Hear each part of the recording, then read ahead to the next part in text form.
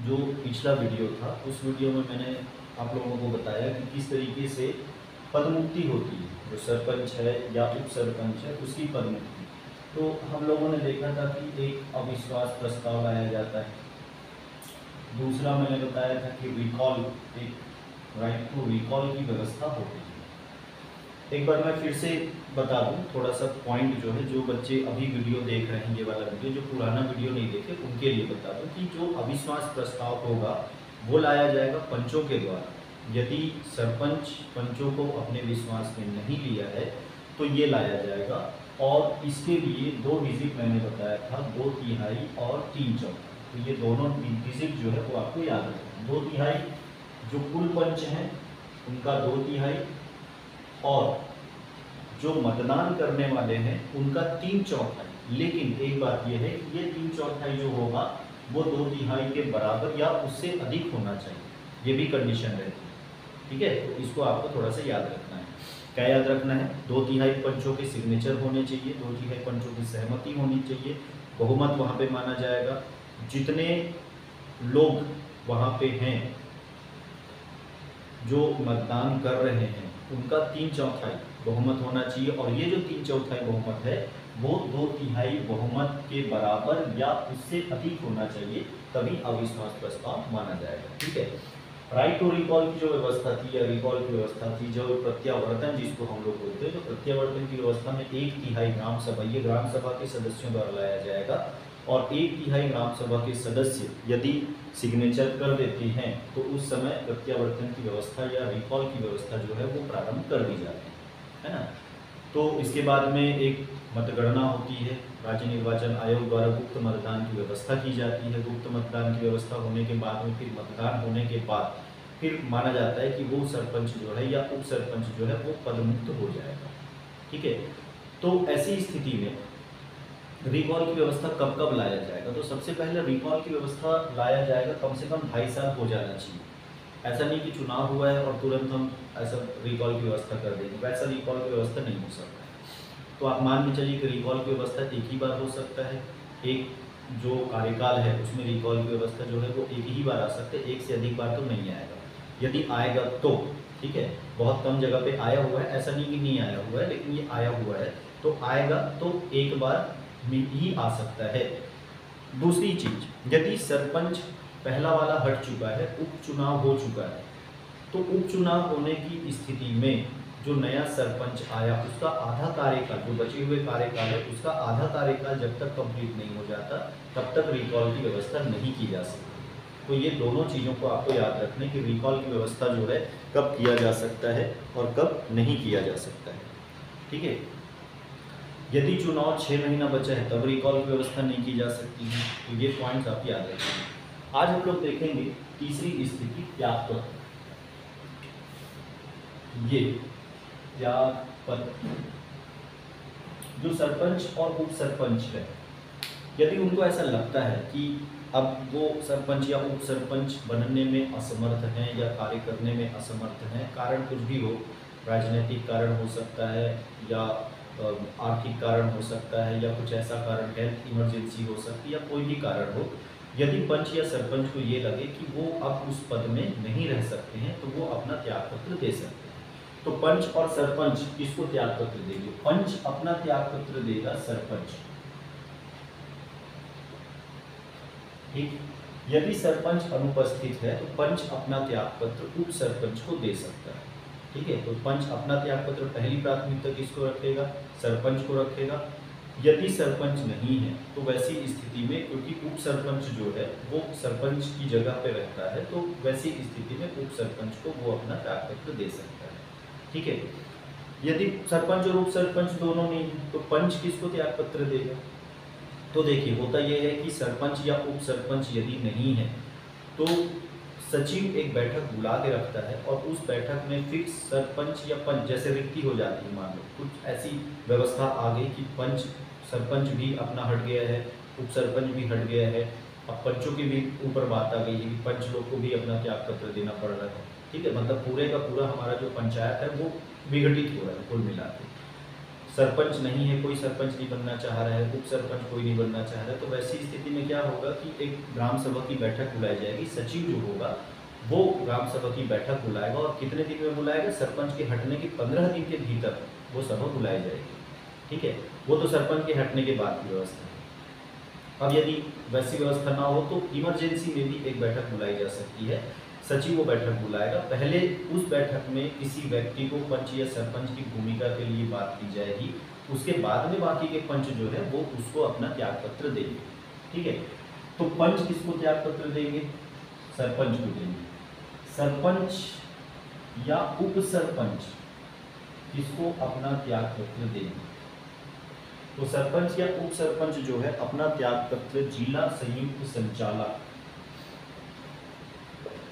जिला संयुक्त संचालक जो भी होगा, जिला संयुक्त संचालक या उप संचालक, उप संचालक पंचायत विभाग, इसको त्याग पत्र दिया जाएगा। याद रखेंगे, पंच अपना त्याग पत्र किसको देंगे? सरपंच को। सरपंच नहीं है तो उप सरपंच को। और पंच और उप सरपंच जो है वो अपना त्याग पत्र किसको देंगे? जिला संयुक्त संचालक या उप संचालक पंचायत विभाग को अपना त्याग पत्र देंगे। ठीक है, त्याग पत्र के कुछ नियम कानून होते हैं कि किस तरीके से त्याग पत्र देना है, क्या फॉर्मेट रहेगा, कैसा त्याग पत्र होगा, वो सब विभागीय बातें, तो एग्जाम से उसका कोई खास लेना देना नहीं है। तो जो जिस नियम के तहत बनाया जाएगा, जैसा नियम रहेगा उस नियम के तहत त्याग पत्र सरपंच या जो उप सरपंच है उसको देना पड़ेगा। ठीक है, जब ये अधिकारी त्याग पत्र ले चुका है और त्याग पत्र लेने के बाद में आगे की कार्यवाही यदि उस पर नहीं हुई है तो वैसी स्थिति में सरपंच या उप सरपंच चाहे तो त्याग पत्र वापस ले सकता है। ऐसा नहीं होगा कि त्याग पत्र दे दिया है तो परमानेंटली वो त्याग पत्र दे दिया, ऐसा नहीं होगा। मतलब यदि उप सरपंच या सरपंच चाहे तो इनसे त्याग पत्र वापस ले सकता है, लेकिन वो उसी स्थिति में लिया जा सकता है जब इनके द्वारा कोई कार्यवाही नहीं की गई। ठीक है, और इनके द्वारा कार्यवाही करने के लिए कोई नियत दिन भी वैसा निर्धारित नहीं किया गया।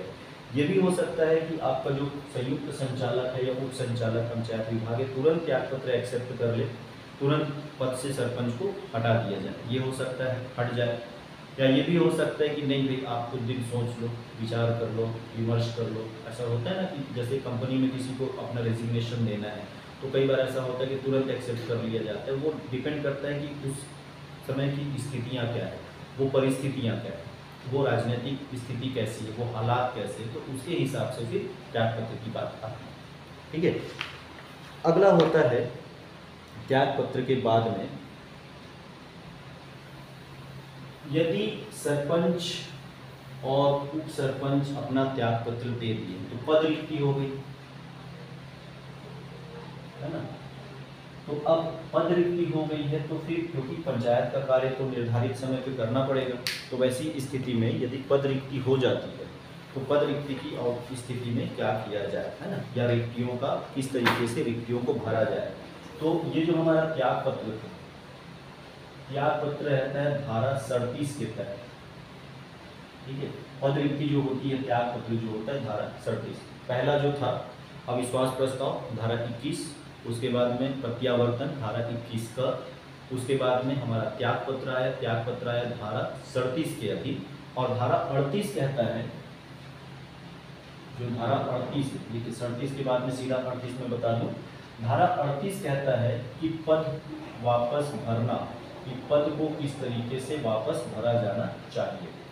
तो देखिए होता क्या है कि पंच और सरपंच यदि अपना त्याग पत्र दे देते हैं या उनके खिलाफ अविश्वास प्रस्ताव आ जाता है या प्रत्यावर्तन हो जाता है या किसी भी तरीके से पंच और सरपंच की पद की रिक्ति हो जाती है, तो वैसी स्थिति में सचिव का दायित्व होगा कि सचिव जो है 15 दिन के भीतर, कितने दिन के भीतर में, सचिव 15 दिन के भीतर में एक बैठक बुलाए और उस बैठक में ये निर्धारित किया जाए कि अगला पंच या सरपंच जब तक कोई नहीं भर सकता है तो उस स्थिति में किसको पंच या सरपंच बुलाया जाए। ठीक है, किसको पंच या सरपंच बनाया जाए, मतलब कोई तो होगा ऐसा जो उस दायित्व की पूर्ति कर सके। जब तक हो सकता है कि नया निर्वाचन की प्रक्रिया होने में टाइम लगे, उपचुनाव होने में टाइम लगे, तुरंत उपचुनाव करवाया नहीं जा सकता है। और पंचों जो पंचायत का कार्यक्रम है, उस पंचायत के कार्यक्रम को भी हमको पूरा करना है। तो वैसी स्थिति में क्या किया जाएगा, सचिव जो है 15 दिन के भीतर में, जब पद रिक्ति हो गया तो 15 दिन के भीतर में एक विशेष अधिवेशन बुलाएगा और उस विशेष अधिवेशन में से किसी व्यक्ति को ही चुना जाएगा जो पंच या जो उप सरपंच या पंच की जिम्मेदारी निभाने को तैयार है। ठीक है। इसमें एक केस ये आ जाता है कि मान लो कोई जगह है जहाँ पे अनुसूचित जाति और जनजाति के सरपंच हैं, तो वहाँ पे जो नया सरपंच बनाया जाएगा वो भी अनुसूचित जाति या जनजाति या महिला जो भी होगा, जो उस बोलना चाहिए कि उस वर्ग से संबंधित है, उसी वर्ग से नया सरपंच या पंच बनाया जाएगा। अब मान लो ये है कि जैसे मान लो कोई ग्राम पंचायत है और इस ग्राम पंचायत में जो सरपंच है, सरपंच किसी जनजाति से या सरपंच कोई महिला है, महिला वर्ग से, तो जब ग्राम सभा की बैठक बुलाई जाएगी तो उस ग्राम सभा की बैठक में से जो सरपंच बनाया जाएगा वो सरपंच, देखिए वो सरपंच निर्वाचित नहीं हो, उस सरपंच को बनाया जाता है, बहुमत से बना दिया जाता है ताकि वो अपनी जिम्मेदारियां जो है वो करता रहे। जो पंचायत का कार्यक्रम है वो पंचायत का कार्यक्रम चलता है, किसी भी तरीके से व्यवधान की स्थिति उत्पन्न नहीं होनी चाहिए। ठीक है, तो ये चीज़ थोड़ा सा आपको ध्यान से समझना है। उपचुनाव होना अलग प्रक्रिया हो जाती है।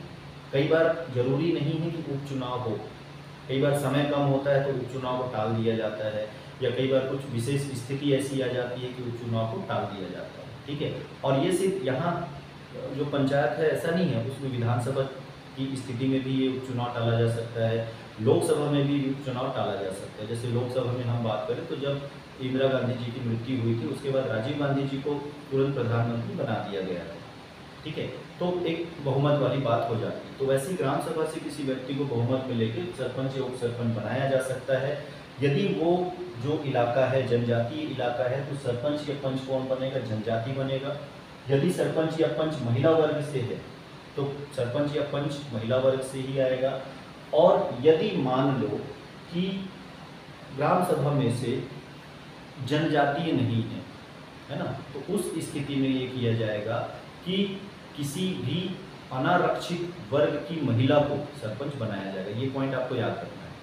मान लो ओबीसी वर्ग नहीं है, मान लो जनजातीय नहीं है, या उस वर्ग का प्रतिनिधित्व थोड़ा सा कम दिखता है, तो ग्राम सभा में से क्या किया जाएगा, किसी अनारक्षित वर्ग की महिला को वहां पर सरपंच नियुक्त कर दिया जाएगा। ठीक है, तो ये है प्रक्रिया पद भरना, पद को किस तरीके से भरा जाना चाहिए। धारा 38 पद रिक्ति से संबंधित है।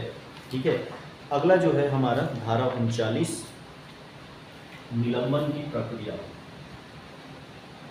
धारा 39 है निलंबन, पंच और सरपंच को निलंबित करने की प्रक्रिया कि किस तरीके से पंच और सरपंच को निलंबित कर दिया जाएगा। तो पंच या सरपंच को निलंबित करने के लिए देखिए अविश्वास प्रस्ताव लाना, रिकॉल की व्यवस्था करना, ये भी एक अविश्वास वाली चीज़ है कि सरपंच ठीक से काम नहीं कर रहा है ना। लेकिन ठीक से काम नहीं करना अलग चीज़ होता है और सीधा सीधा हटा देना, तो हटाने के पीछे कोई कारण होगा। तो ये कारण क्या होता है कि यदि सरपंच किसी गंभीर मामले में लिप्त हो, ठीक है, कौन सा गंभीर मामला हो सकता है, जैसे हत्या का मामला है ना, या किसी के साथ दुराचार का मामला है, या किसी बच्चे के साथ अभद्र व्यवहार का मामला है, या किसी महिला के साथ अभद्र व्यवहार का मामला है, या किसी सरपंच को लेके महिलाएं जो हैं वो अनकंफर्टेबल फील कर रही हैं। कारण इस तरीके से कोई यदि शिकायत जाता है, ग्राम सभा से कोई ऐसा शिकायत गया कि भाई अमुक सरपंच के खिलाफ में ये बातें हो रही हैं, और यदि ऐसा लग रहा है कि न्यायालय में वो केस दर्ज है, ठीक है, तो भारतीय दंड संहिता की धारा अधिनियम, भारतीय दंड संहिता अधिनियम 1860, इससे संबंधित कोई भी अपराध न्यायालय में चलता है सरपंच के खिलाफ, तो सरपंच को क्या कर दिया जाएगा, तुरंत निलंबित कर दिया जाएगा। ठीक, अब सरपंच को निलंबित कर दिया गया है तो 10 दिन के भीतर राज्य सरकार को इसकी सूचना भी देनी पड़ेगी।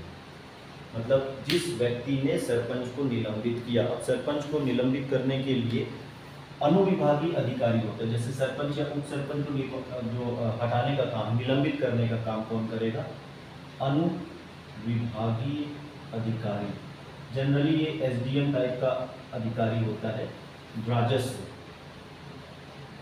याद रखेंगे, सरपंच या पंच को जो सरपंच या पंच जिसको त्याग पत्र देता है उसी अधिकारी का नाम याद रखना, बाकी सब में लगभग राजस्व अधिकारी आता है।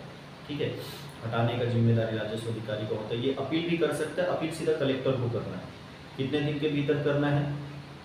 7 दिन के भीतर में अपील करना है और 30 दिन के भीतर में उस कलेक्टर को उस अपील का एक रिपोर्ट देना है कि हाँ भाई उसकी अपील मानी गई है कि नहीं मानी गई है, या वो बना रहेगा या नहीं बना रहेगा। लेकिन यहाँ पर क्या है, 10 दिन के भीतर में जब निलंबन हो जाए, है ना, अनुविभागीय अधिकारी राजस्व ने निलंबित कर दिए, तो निलंबित करने के बाद उसकी एक सूचना देनी पड़ती राज्य सरकार को। कितने दिन में देनी पड़ेगी? 10 दिन में देनी पड़ेगी। और राज्य सरकार को 90 दिन के भीतर में उसको मान लिया जाता है। यदि राज्य सरकार ने मान लिया 90 दिन के भीतर में कि हाँ भाई निलंबन हो गया, है ना, उन्होंने एक आदेश जारी कर दिया कि हाँ भाई निलंबन हो गया, तो निलंबन हो गया। ठीक है, मतलब पंचायत मंत्री की तरफ से ऐसा कुछ चले गए कि निलंबित हो गया। और यदि 90 दिन के भीतर में कोई ऐसा रिपोर्ट नहीं आया तो ये निष्प्रभावी माना जाएगा। ये भी पॉइंट आपको याद रखना है। तो इसमें दिवस भी याद रखना है। 10 दिवस के भीतर में क्या करना है? राज्य सरकार को देना है। और 90 दिवस का है कि 90 दिन के भीतर में क्या करना पड़ेगा? राज्य सरकार को एक आदेश पारित कर देना पड़ेगा कि हाँ भाई निलंबन हो गया। यदि राज्य सरकार आदेश पारित नहीं करती है तो वैसी स्थिति में क्या किया जाएगा? उस स्थिति में निलंबन को निष्प्रभावी माना जाएगा। ठीक, यह है निलंबन। अगला एक बच जाता है हटाना, पद से हटाना। किस तरीके से सरपंच को पद से हटाना? ये 5वां प्रक्रिया है कि सरपंच को पद से हटाना, है ना, धारा 40।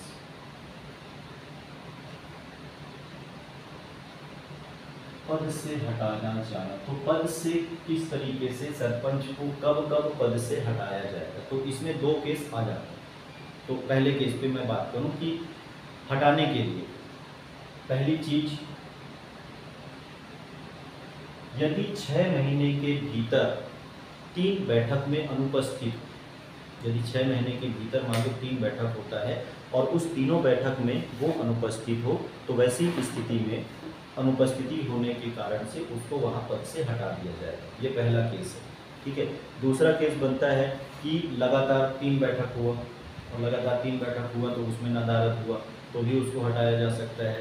तीसरा केस बनता है कि जो स्थायी समितियां हैं, स्थायी समितियों की जब बैठक होती है तो उस स्थायी समिति के बैठक में यदि वो 3 बैठकों में नहीं आता तो भी हटा दिया जाएगा। मतलब कुल मिला के ये है कि लगातार यदि 3 बैठक में सरपंच या उप सरपंच नहीं आए तो फिर उसको वहां से हटा दिया जाएगा। ये पहला कारण है, जो प्रशासनिक कारण है।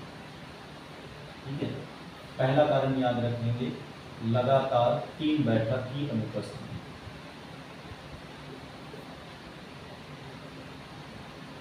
पर पंच या सरपंच को ऐसा सिर्फ इसलिए नहीं हटा जाएगी, मतलब ऐसा नहीं हटा सकते कि भाई लगातार 3 बैठक में नहीं आया तो हटा दो। उनको एक कारण बताओ, नोटिस भी जारी होगा कि भाई क्यों नहीं आया, क्या कारण है, किस तरीके से हो गया, उनको अपनी बात रखने का मौका दिया जाएगा। ऐसा नहीं है कि तुरंत उनको सस्पेंड कर दिया जाएगा, ऐसा नहीं है कि तुरंत उनको पद से रिक्त कर दिया जाएगा। ठीक है, दूसरी स्थिति होती है कि पंच या सरपंच जो बना वो व्यक्ति अपने साथ वालों को, मतलब अपने रिश्तेदारों को किसी भी तरीके से आर्थिक फायदा यदि पहुंचाता है, और ये बात समझ में आ जाती है। देखिए, आर्थिक फायदा पहुंचाना वो अलग है। हम सब जानते हैं कि यहाँ पे जो लीडर्स होते हैं वो कहीं ना कहीं किसी न किसी तरीके से लोगों को सपोर्ट करते हैं, लेकिन उसका कोई प्रूफ भी तो होता है। ठीक है, तो वैसी स्थिति में यदि सरपंच या उप सरपंच ऐसे किसी मामले में लिप्त पाए जाते हैं कि आर्थिक रूप से उन्होंने सहयोग किया, किनको सहयोग किया, अपने भाई भतीजों को सहयोग किया, या किसी भी तरीके से कोई भूमि अतिक्रमण होता है ना, या किसी भी तरीके से व्यवसायी के रूप में उनका कार्यक्रम समझ में आता है कि भाई वो पंच या सरपंच व्यवसायी के रूप में कार्य कर रहा है, तो उस स्थिति में पंच या सरपंच को उसके पद से हटा दिया जाता है। ठीक, और हटाने का काम कौन करेगा? वही राजस्व अनुविभागीय अधिकारी। राजस्व अनुविभागीय अधिकार, ठीक है, ये पद से हटा दिया जाएगा। ठीक, पद से हटाने के बाद में यदि व्यक्ति को पद से हटाया जाता है तो पद से हटा दिया जाए, तो पद से हटाने के उपरांत